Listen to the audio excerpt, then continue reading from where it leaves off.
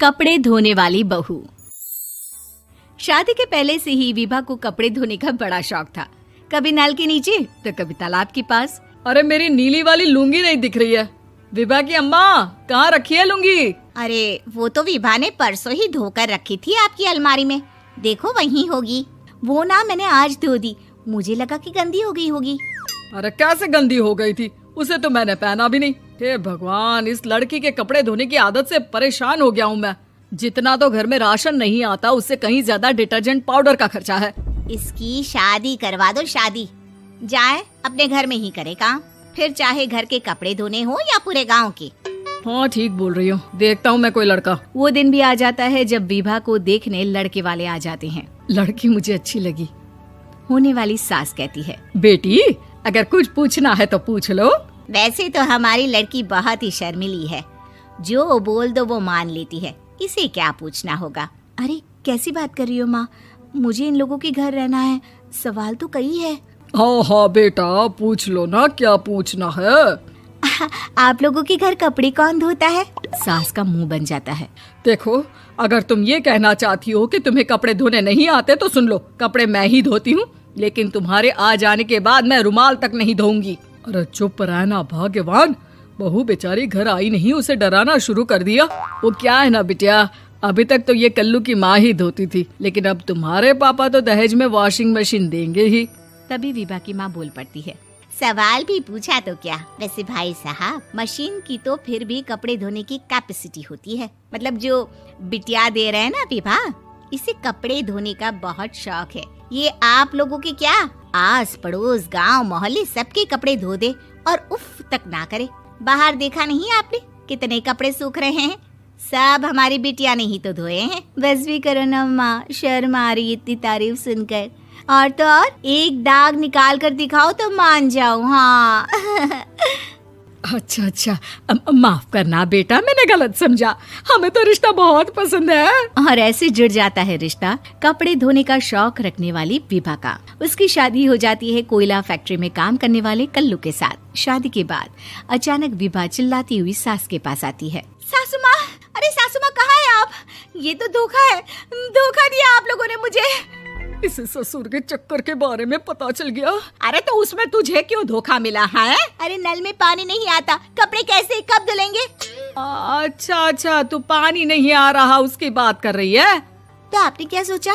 कुछ नहीं। अच्छा, तेरी माँ ने कहा था कि कपड़े धोने का शौक है तुझे, याद आया मुझे।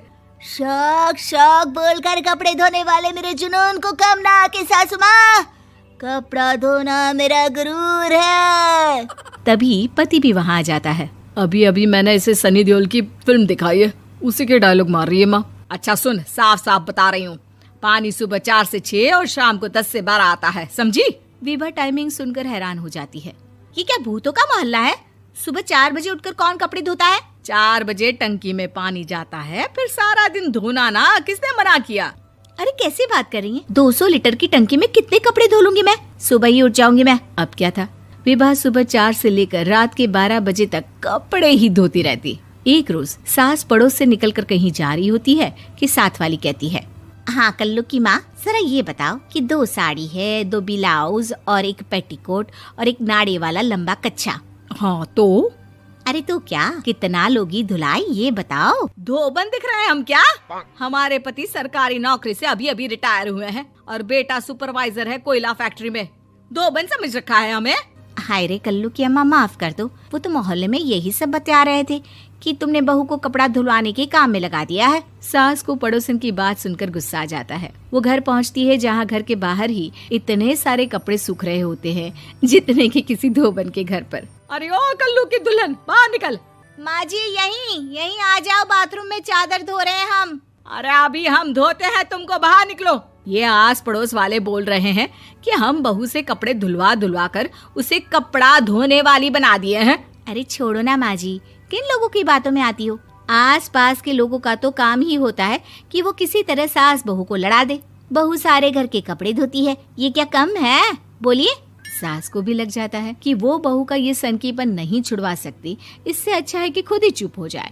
एक रोज सास और बहू मंदिर जाते हैं, जहाँ सास की साड़ी वहाँ खड़ी भीख मांगने वाली से मिलती है। माँ जी क्या बात है, आपकी साड़ी उस भिखारन से कितनी मिल रही है ना? हाँ हाँ देखो तो, दोनों की साड़ी मिल रही है। क्या बात है कल्लू की अम्मा, तुम खुद को तो अफसर की बीवी बताती हो और ऐसी सिंपल सी प्लेन साड़ी पहनकर घूमती हो। सिंपल और प्लेन नहीं है ये साड़ी। तो क्या सोने के धागे से फूल बने हैं?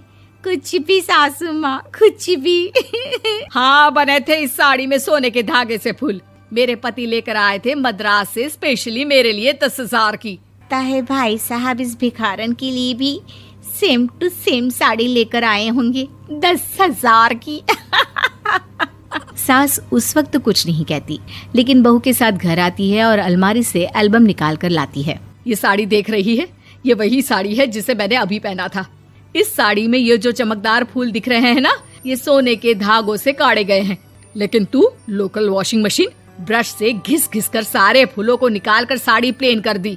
मुझे माफ कर दीजिए सासू माँ। और तो और, जब मैंने तुझे तेरी गलती के लिए कुछ नहीं कहा, लेकिन तूने तो सबके सामने मेरा मजाक ही बना दिया। क्यों? बहू को समझ में आ जाता है कि अब से उसका कपड़े धोना बंद।